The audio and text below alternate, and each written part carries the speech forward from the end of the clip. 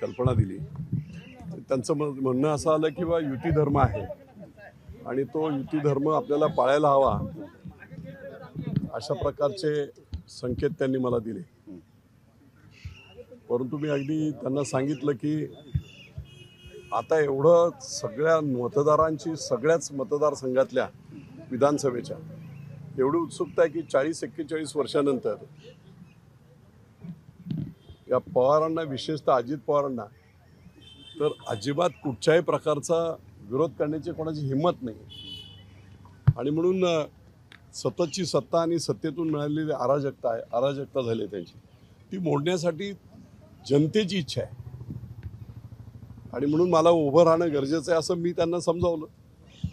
गणित सगळी समजावलं. शिवतारे मला भेटले, मी त्यांना सांगितलं आपली राज्यात महायुती आहे, युती धर्म पाळणं हे आपलं शिवसेनेचं कर्तव्य आहे असं मी त्यांना सांगितलेलं आहे. आणि त्याप्रमाणे ते गेलेत. त्यांची आता तब्येत ठीक नाही, त्याचं ट्रीटमेंट सुरू आहे.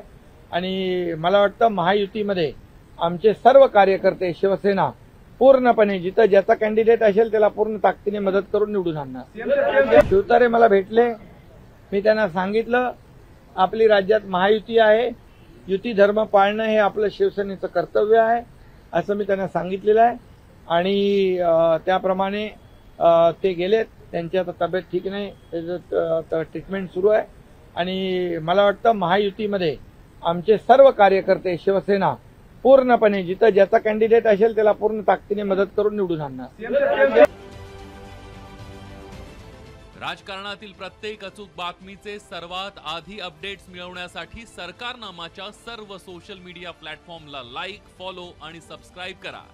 तसंच सर्व नोटिफिकेशनसाठी बेल आयकॉन प्रेस करायला विसरू नका.